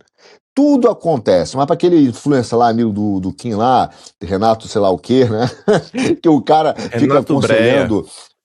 Aí o cara, primeiro, o cara, desculpa aqui, hoje é um grande desabafo, vocês me desculpem, como é que o cara chama uma empresa de casa? Aqui na casa é o cacete, velho, casa é teu pai e tua mãe que não te abandona, meu irmão, em lugar nenhum, porque eu vou contar uma coisa pra vocês, que é verdade, companheiro, porque eu já passei por isso, no escuro, até tua sombra te abandona. Entendeu? É o horror. Aí vem o cara e fala assim: não, aqui minha casa. Porra nenhuma, o cara é um vendedor de produto. E ele também tem os seus interesses, porque se ele ficar o BTG, porque como nós vivemos num mercado que é extremamente cartelizado, se ele perder o Esteves ou perder a XP, acabou, velho. Vai vender o quê? Vai vender nada pra ninguém. Entendeu? Então não tem casa, não tem nada disso. Então o cara fala assim, não, porque o Master, o cara pode ter os erros dele lá, se ele fez, que se dane, velho, o problema não é meu. Mas o Banco Central dizer que é certinho, que os caras são todos corretinhos, são técnicos, é mentira. Tem ninguém ali técnico, são covardes quando são chamados a se explicar nas suas atribuições. Eu digo todas, CVM, Banco Central, Receita Federal, entendeu? E Previc. Cara, não tenha dúvida. Quando o cara ser chamado a se explicar, inclusive o Ministério Público, se esconde atrás da instituição, entendeu? Como o seu Datan fez também, se esconde atrás da instituição, estão sendo atacados. Adoram bater no cara, adoram destruir a empresa. Olha o exemplo agora. Adoram O próprio prender gente. STF. Traz exemplo agora. Ó. Final de semana, a jornalista de estimação do Esteves na Folha e Valor Econômico, Adriana Fernandes, veio falar que a CVM, né, estava aí também sendo alvo de ataques, que o presidente anterior, porque o Otto Lobo agora é um problema. Ele é presidente da CVM desde julho, mas só agora que ele virou um problema. Ele virou. Isso. Aí a Adriana Fernandes diz que está escancarado, né, a pressão política, e já tinha ficado clara na cena do anterior. Peraí, aí ela estava reclamando que o Otto Lobo poderia ser parcial para algumas empresas. O presidente anterior, o Joãozinho, ele saiu porque o Felipe Barros convocou ele para prestar esclarecimentos na Credem. Alguém vai falar que o Felipe Barros está fazendo algum tipo de pressão em prol de empresas? E aí, o que ficou claro é que o irmão de Joãozinho é funcionário do BTG. Isso pegou muito mal. E foi por causa disso que ele renunciou. Então, assim, a imprensa pega uma renúncia exatamente por um possível conflito de interesses para vender que a CVM está sendo atacada politicamente. Pelo amor de Deus, pô. Pelo amor de Deus. E vem cá, E aí... Kim, a mulher lá a Imperatriz receber dinheiro, aí é meio absurdo, né? Mas o irmãozinho do Joãozinho trabalhar no BTG, mas como o BTG é a Santíssima Trindade, né? Faz tudo certo, né? É mais santo, é o santo dos santos, né? É o santo, aí pode. Não tem problema. O cara saiu por pressão indevida e tal. O irmão dele trabalha lá, o cara tem decisões que favoreceram o BTG. Pois é. Aí fora não isso. Não é escândalo nenhum. Teve essa questão das decisões. Não tem escândalo nenhum. E o problema é o quê? É que a direita brasileira se reduz todo o assunto a falar lá, ó. Aí, esse é o problema. O bom mesmo era o outro. Meu Deus, a CVM está sendo atacada. Bom, mas como aqui na casa do Quinto Elemento. Não, a casa é o cacete, vai ser puto. Como aqui na casa irmão. A gente não recebe do Vorcar. 11h10 da meia-noite 15 aqui, meia-noite 15 eu trabalhando. Puta casa mal. Casa é o cacete, casa é minha mulher, meus filhos que me amam, entendeu? Não confunda sua empresa com casa. Casa é só família, entendeu? É isso aí. Empresa é empresa, casa é casa. Mas a gente agora vai comprovar que a gente não recebe do Master porque a gente quer que todos se danem juntos, né? Porque, inclusive, seria muito interessante saber da onde vieram aqueles 300... Para onde foram os 370 milhões gastos com o escritório de advocacia, uma coisa que o Kim sempre fala, e a gente já falou aqui também nos programas, porque seria interessante saber quais são esses escritórios de advocacias, se tem algum parente em algum tribunal, mesmo que não seja o superior, mas tem tantos tribunais por aí, né? E se, né? Esse tipo de coisa. Eu tava ouvindo o programa do Kim hoje e entrando eu lembro até onde eu tava entrando no elevador de casa com fone de ouvido e falando, cara, o judiciário, assim, a gente em 2024 acabou a nossa 24 ou 22? Quando que teve a eleição? Foi 22. 22. 24 foi nos Estados Unidos. Em 2022 o processo eleitoral perdeu a credibilidade. Quer tenha tido qualquer coisa ou não, perdeu a credibilidade. As pessoas não confiam no processo eleitoral no Brasil hoje, das maquininhas. Não estou falando que se teve ou não problema, mas as pessoas não confiam. E agora está acontecendo exatamente o mesmo com a justiça, porque se o cara pagou 130 milhões, né, 129, para um escritório, e hoje saiu, eu acho que foi a Malu Gaspar de novo, que mostrou que a Viviane não foi em nenhum dos lugares que ela deveria ter ido para defender o banco. As instituições para qual ela era paga, sei lá, o Banco Central, eu não sei exatamente quais são as instituições. Vocês sabem que minha memória não é das melhores, o Kim pode me ajudar. Mas O Banco Central, nenhuma das CAD, instituições... a Procuradoria Geral da Fazenda. Obrigado, Kim. Nenhuma das instituições que ela deveria ir, ela foi nenhuma vez, tipo, não tem uma entrada no prédio, não tem uma reunião marcada com ninguém. Então, assim, cara, não estava recebendo para defender, estava recebendo porque, bom, todo mundo sabe por quê, não preciso falar aqui. Porque se eu falar, é capaz de ser preso, porque a gente vive numa linda democracia. Então é isso. A gente já perdeu o processo eleitoral, ou seja, a democracia, ninguém acredita mais que essa democracia é uma democracia. O judiciário também perdeu. Eles são perfeitos, são deuses do Olimpo, coisa que eu acredito, eu sei que o Kim também acredita, mas ninguém acredita mais na instituição. E assim, uma atrás da outra, a CVM, o Banco Central, ninguém mais acredita em nenhuma instituição, bicho. A gente vai ter que refazer essa... Não existe um país que consiga sobreviver por anos desse jeito. Não tem como, cara. Não tem. Sabe qual é o pior? Sabe qual é o pior? Diz uma parada, sem sacanagem. O judiciário custa pro Brasil, que o Barroso, inclusive, diz que é pouco, 100 bilhões por ano. Esse é o orçamento do judiciário. O judiciário gasta 100 bilhões por ano. Então, atenção, 100 bilhões por ano de orçamento.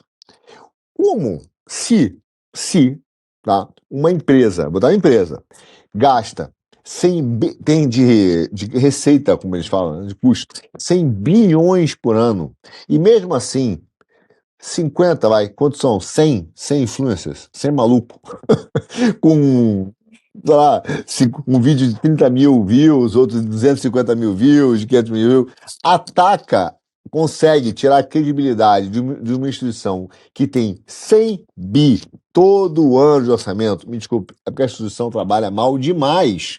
Demais. Tem TV Justiça, é só TV Direito. Porque, olha só, se você fizer o seu trabalho direito, cara, é impossível tirar a sua credibilidade. A sua credibilidade não é tirada porque o Kim fala, porque o Alan dos Santos falou, fez um vídeo. É porque os caras, eles falam a verdade, estão dizendo o rei tá nu. Entendeu? Uma questão de 100 bi por ano. Se uma crítica de 7, 8 influencers colocou em risco a credibilidade de uma instituição centenária como o Banco Central, importantíssima para a estabilidade, é porque ninguém vê para que essa porcaria serve. Porque eles nunca trabalharam para o Brasil. Porque realmente não trabalham mesmo, entendeu? Porque o juro é alto, o crédito é de fato. Aliás, não temos banco no Brasil, não temos sistema de agiotagem legitimada há muito tempo, é coisa de agiota. Então, cara, a população não se enxerga, não serve pra nada. Quem defende? Aí o cara fala, está atacando as instituições. Olha o tamanho das instituições. Existe um conceito no direito brasileiro, que é só uma piada, e volta e meia direita às vezes defende isso, né, diretamente por causa do Partido dos Procuradores, eles falam o seguinte, que existe uma paridade de arma entre a acusação e a defesa no processo criminal. Paridade de arma? Jura? Um Estado, um procurador que, cara, tá com o salário dele em dia, entendeu? Que tem toda a máquina do Estado persecutória, investigativa, e hoje a direita entende isso porque ela é perseguida, então é uma máquina muito maior do que a sua capacidade do seu advogado de defender. Existe uma paridade de arma. Você sabia que hoje um procurador, por exemplo, o Ministério Público, ele é obrigado a recorrer? Ele é obrigado a recorrer, entendeu? Então é obrigado. Se ele não recorre de uma decisão contra ele, ele tem que ser chamado a explicar por que ele não recorreu de uma decisão. E, além disso, se ele perde... Então, por exemplo, ele vira e fala assim, vamos fazer uma acusação ao Trielli. Vou dizer que o Trielli, fiz umas contas aqui, considerando o AdSense, que nós não temos, né? O AdSense, ajuda pra cá, joga pra lá, o Trielli deve R$1 bilhão. Se eu, Arthur, pessoa física, eu acho que o Estado me deve R$1 bilhão e eu entro com uma ação contra o Estado, entendeu? De R$1 bilhão, eu tenho que depositar de 5 a 10% desse valor para mostrar que realmente, né, para evitar a utilização, a judicialização e tal. E eu tenho que depositar isso. Então eu tenho que botar lá de 5% a 10%. Então se eu tenho, realmente o Estado me fez um dano de R$ 1 bilhão, eu tenho que depositar R$ 100 milhões que eu posso perder se eu perder a causa. Entendeu? Agora, o seu Deltan, quando era procurador, ele podia falar assim, não, olha só, o cara roubou R$ 1 bilhão. E se ele perder, tá tudo bem, porque eles não têm uma análise de sucumbência. Se eles perderem, perdeu, não tem sucumbência. Entendeu? Contra a pessoa física. Qual é a paridade de arma que existe? Né? Qual é a paridade? O cara pode falar que sumiu 100 bilhões, 20 bilhões, 30 bilhões, número que for. Porque se depois não for comprovado e eles perderem, ficou por isso mesmo. Não tem indenização, não tem nada. Aliás, tem uma indenização, se vira aí. E aí o que acontece? Se vira aí para pedir indenização, e se você for pedir uma indenização, já que ele falou que eu peguei 10 bilhões, e eu quero mostrar depois dizer que isso foi um absurdo contra mim, e quero uma indenização baseada nesses 10 bilhões, eu tenho que depositar 10%, que é 1 bilhão. Entendeu? Quer dizer, que paridade de arma. Então dizer que o Estado brasileiro sofre de ataque reputacional é uma brincadeira, considerando o orçamento dele, a força, entendeu? Ele é considerado fonte primária de informação. O que é jornalista aqui sabe. O que isso quer dizer? Se o Estado brasileiro afirmar uma coisa, uma entidade, uma organização, um Banco Central, eles são considerados fontes primárias, é verdade, porque inclusive eles têm o conceito de fé pública, entendeu? O cara tem fé pública, se ele disse que aconteceu, é porque aconteceu. Me desculpe, cara, Banco Central não tem fé pública, Previc, CVM, não tem fé pública. Esses caras são entidades capturadas, eles trabalham para grupos há muito tempo no Brasil. Entendeu? Então dizer que existe um ataque reputacional, e o pior, cara, a direita repercutir isso, estão plantando um sistema persecutório que vai contra esses caras, como aconteceu no Lava Jato, muito em breve, daqui a 5, 6 meses. Quando chegar lá, dizer todo mundo vai sofrer, a gente falava isso antes. Chegar em cima deles também, aí não adianta dizer assim, estou sofrendo censura, entendeu? Estou sofrendo censura, porque é engraçado, o nosso problema é isso, é uma questão seletiva. Eu vejo advogados da defesa da direita falar de devido processo legal e transitado julgado, mas fazendo acusações contra pessoas que não tiveram, por exemplo, que tiveram o processo transitado julgado a favor.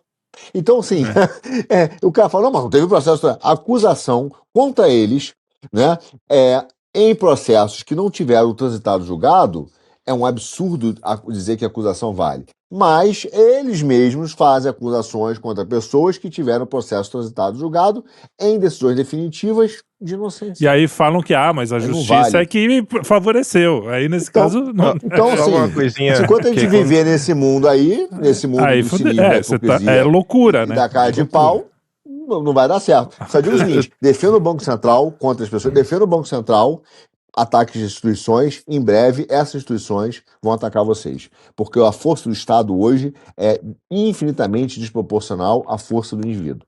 Acho bonito vocês falarem isso, sendo que só eu tô aqui no Brasil, né? Legal, bacana. Só pra te responder uma coisa, que quando tu faz algumas constatações de como as instituições funcionam, fala, e agora? O que a gente vai fazer? Tem uma frase do Danilo Thomas que é muito boa. A história não começa no dia que você fica sabendo de algo. Então, quando você fala assim, não, o povo, isso aqui, aquilo outro. Sempre foi assim, não se preocupe. Não acha que você descobriu a roda. Você só ficou sabendo hoje. É isso aí.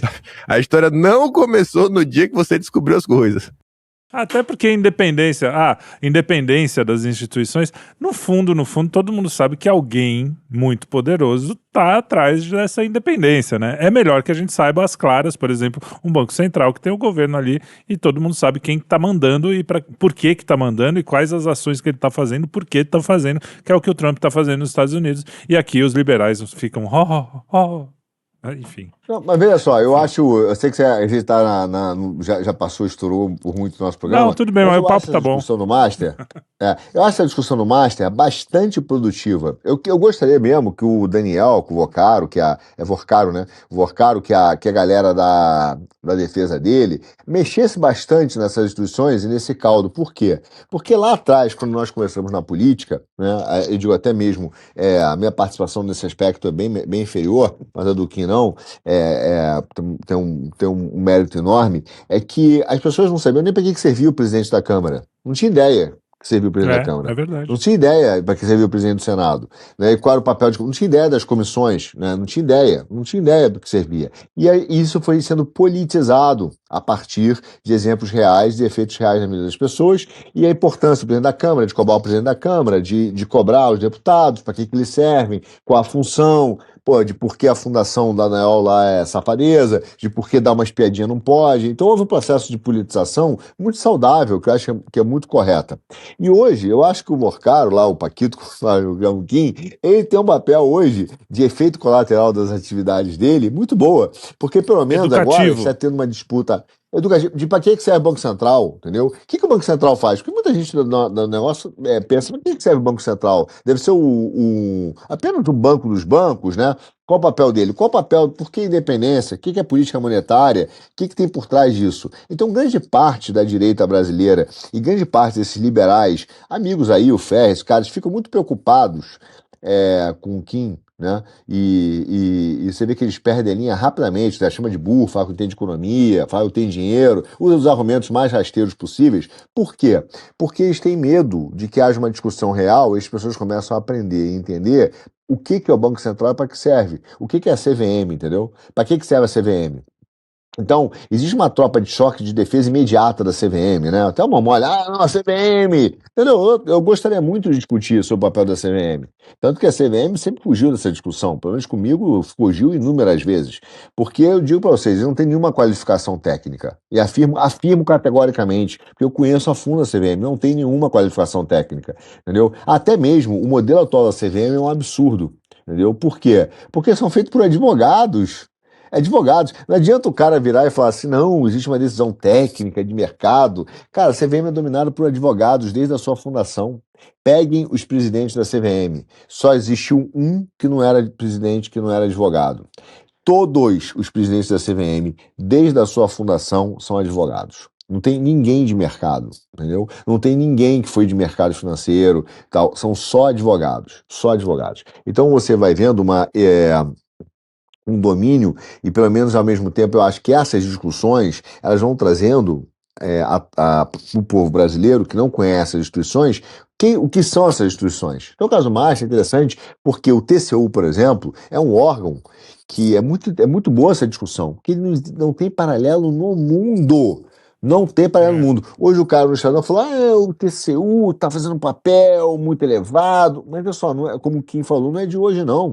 E a direita apoiou. Muitas das decisões do TCU, que na época foram usadas pela Lava Jato, por exemplo, foram aplaudidas e ele se expandindo. Ele era um órgão original do TCU, ele era um órgão de suporte ao Senado. Olha o que se tornou. Hoje eu chamo o cara de ministro.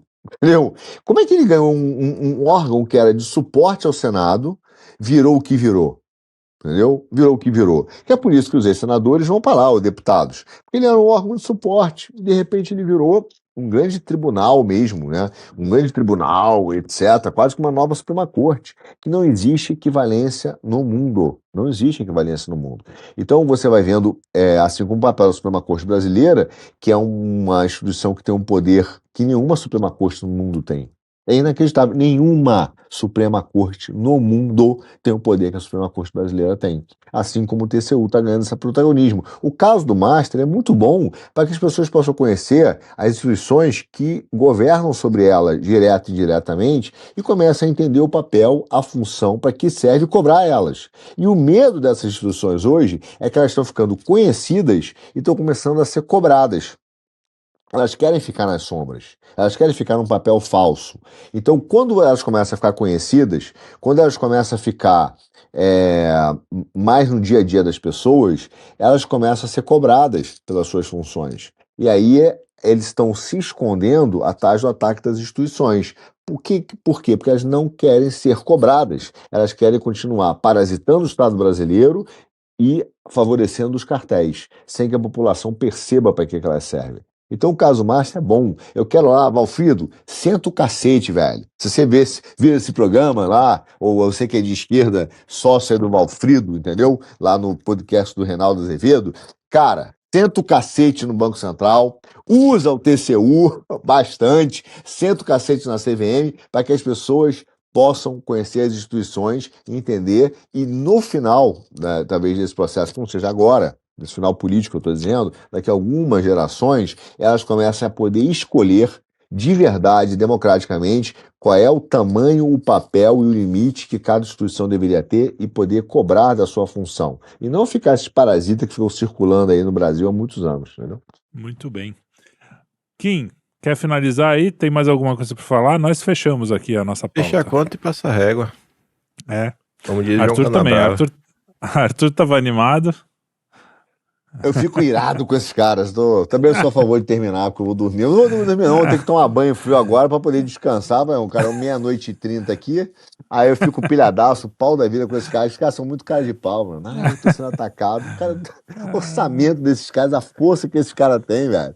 Olha só, o cara tem um poder tão grande que com uma canetada de 3 pessoas, nego abre e fecha um banco no Brasil. E não quer se explicar. Não posso explicar, isso é técnica, tá? É técnica. Eu não vou explicar para você o que aconteceu, tá? Não preciso me explicar. Muito bem. Então, meus queridos, hoje o programa se alongou, mas foi muito legal, cara. Eu gostei desse papo mesmo. Eu gosto quando o Arthur tá meio pistola, assim. E eu espero que vocês também tenham gostado. Estamos aqui toda semana. Esse ano também teremos novidades, mas ainda vai ficar aqui no teaser ainda. Vamos no teaser. Mas o programa, o Puxando Fio, vai ter talvez mudanças e eu espero que vocês gostem. E é isso aí. Um grande abraço. Não deixem de nos seguir e adiós. Até a próxima.